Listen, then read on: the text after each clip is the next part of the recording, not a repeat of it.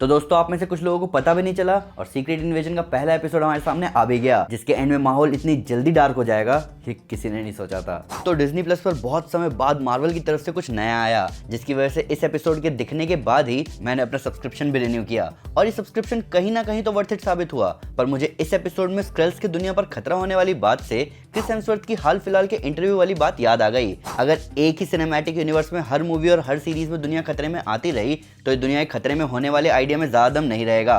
पर कहीं ना कहीं सीक्रेट इन्वेजन कॉमिक बुक में भी दुनिया के खतरे में होने वाला इवेंट था, जिसको पूरे थ्रिलर वाइब के साथ हमें दिखाया जा रहा है और कहीं ना कहीं मुझे शक भी हो रहा है कि ये फ्यूरी असली है या कोई स्क्रल है। तो दोस्तों मैं हूं अमन सिन्हा और आज मैं ब्रेक डाउन करने जा रहा हूं सीक्रेट इन्वेजन के पहले एपिसोड का। तो स्पॉयलर्स का ध्यान रखते हुए ठहरो, आप में से 40% व्यूअर्स ने अभी तक चैनल सब्सक्राइब नहीं किया है। ऐसा कैसे हो सकता है? जल्दी से चैनल सब्सक्राइब कीजिए और पार्ट बनिए आने वाले जबरदस्त सुपर कंटेंट का। तो स्पॉयलर्स का ध्यान रखते हुए चलिए शुरू करते हैं।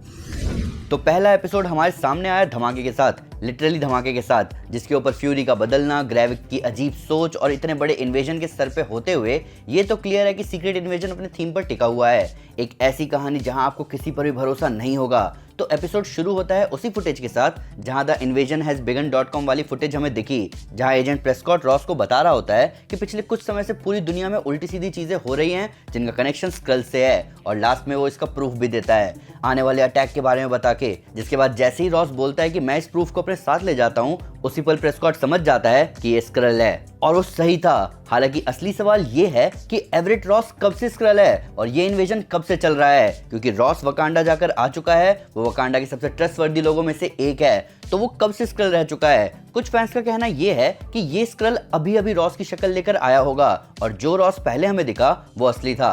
पर कॉमिक्स में जिन लोगों को स्क्रल्स ने रिप्लेस किया था असली दुनिया से, उनमें से कुछ को इतनी सॉलिड मेमोरी दी गई थी कि जब तक उनका मिशन शुरू नहीं हुआ उन्हें नहीं पता था कि वो स्क्रल भी हैं। हालांकि कुछ थ्योरीज के हिसाब से स्क्रल ने लोगों को रिप्लेस करना मोस्ट प्रोबेबली ब्लिप के टाइम शुरू किया है, क्योंकि वो बहुत अच्छा कवर था लोगों को गायब करने के लिए। किसी को भी नहीं पता चलेगा कि लोगों को स्क्रल्स ने गायब किया या ब्लिप ने।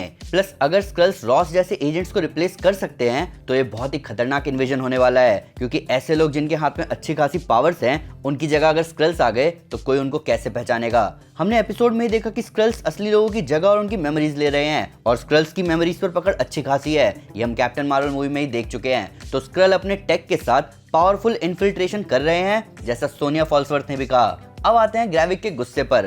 तो ये ऐसा है कि कोई इमिग्रेंट फैमिली अपने देश से दूसरे देश गई, जहां वो पूरे पेशेंस से सबकी सुनते हुए अपना काम करते हैं, पर उसी इमिग्रेंट फैमिली की सेकंड जनरेशन इमिग्रेंट नहीं कहलाती, इसीलिए वो अपने पेरेंट्स से ज्यादा हक से अपने राइट्स के लिए लड़ते हैं। ग्रेविक और उसके साथ ही इवन गाया भी लिटरली सेकंड जनरेशन स्क्रल्स हैं, जो कि पूरे हक से अपने घर के लिए लड़ रहे हैं। हालांकि उनका तरीका बिल्कुल ही गलत है। ऊपर से जहां तक मुझे याद था, कैप्टन मार्वल 1 के एंड में कैरल डेनवर्स स्क्रल्स के साथ निकली थी नई जगह की खोज में, तो उसका क्या हुआ? प्लस ग्रेविक और बाकी स्क्रल बच्चों का गुस्सा जायज है।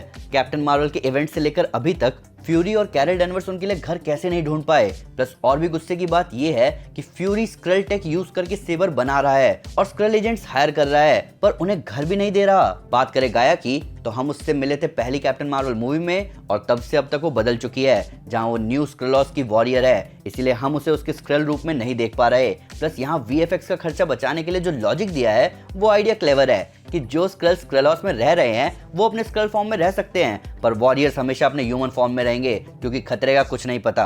हालांकि टेलोस ने जब बताया कि गाया की मां सोरेन अब नहीं रही, तो गाया के साथ साथ हमें भी हैरानी हुई। हमने सोरेन को आखिरी बार देखा था स्पाइडरमैन फार फ्रॉम होम के एंड में, जहां वो मारिया हिल की जगह अर्थ पर थी। प्लस मारिया हिल की जगह अगर सोरेन थी तो मारिया हिल उस टाइम कहां थी, क्योंकि सेबर में तो सिर्फ फ्यूरी थे। बात करें निक फ्यूरी की, तो निक फ्यूरी इन सबको निपटाने सेबर से नीचे आ चुके हैं, और क्या मुझे ऐसा लग रहा है कि उनके नीचे आने का तरीका थोड़ा पुराना एलियन मूवी स्टाइल था। इन सब के ऊपर सीरीज में हमें दिखाया जा रहा है कि स्नैप ने फ्यूरी को बदल दिया है, और इसका सेंस भी बनता है। निक फ्यूरी बहुत टाइम से अर्थ को प्रोटेक्ट करने के लिए अपनी जी जान लगा रहे थे, एक इंसान जो हर कदम पर हर मुसीबत के लिए तैयारी पहले से ही रख रहा था ताकि दुनिया सेफ रहे। वो एक चुटकी में सबको और खुद को धूल बनते हुए देखेगा तो इसका बुरा असर तो पड़ेगा ही, और यही हो रहा है इस फ्यूरी के साथ। हालांकि कुछ हिंट भी यहाँ पिक किए गए जो कि फ्यूरी पर शक डाल रहे हैं। टेलोस के बार बार बोलने पर भी फ्यूरी स्क्रल को गोली मार देता है, ये अजीब बात है। फ्यूरी और टेलोस वहां बॉम्ब के बारे में पता लगाने गए थे, ना कि उस स्क्रल को मारने। दूसरी बात, निक फ्यूरी बहुत कैजुअल बिहेव कर रहे हैं, वो जगह जगह घूम रहे हैं, लोग उन्हें देख रहे हैं, पर उन्हें फर्क नहीं पड़ रहा इस बात का। हम जिस फ्यूरी से विंटर सोल्जर में मिले थे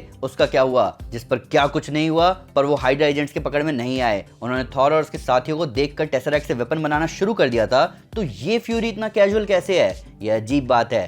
सही बताऊं तो मैं सीक्रेट इन्वेजन में उसी फ्यूरी को देखने आया हूं जो किसी पर भी भरोसा नहीं करता और अपना एक एक कदम फूक फूक कर रखता है। मारिया हिल एपिसोड में देखी टेक्निकली एंड गेम के बाद, प्लस मैं मारिया हिल का रोल प्ले करने वाली एक्ट्रेस कोबी स्मल्डर्स का how I met your mother से ही बहुत बड़ा फैन रह चुका हूं और उनको इस एपिसोड में देखकर मुझे खुशी तो हुई, पर उतना ही दुख मुझे एपिसोड के खत्म होने पर हुआ। मारिया हिल एपिसोड के एंड में मर जाती है और मैं और कई सारे फैंस इस उम्मीद में बैठे रह जाते हैं कि कब वो स्क्रल में चेंज होगी, पर ऐसा नहीं हुआ और यही हमें लगा इस सीरीज का पहला झटका। मारिया हिल कॉमिक्स में बहुत बैडएस कैरेक्टर है जो कि लास्ट टाइम मुझे अपने कॉमिक एक्यूरेट कैरेक्टर में पहली एवेंजर्स मूवी में ही दिखी थी। वो मारिया हिल किसी पर भी भरोसा नहीं करती, अपने काम पर फोकस थी, पर उसके बाद मारिया हिल का कैरेक्टर थोड़ा शांत हो गया, जबकि यही मारिया हिल कॉमिक्स के सीक्रेट इन्वेजन में स्क्रल जार्विस को तबाह करके शील्ड हेलिकैरियर से निकलती है।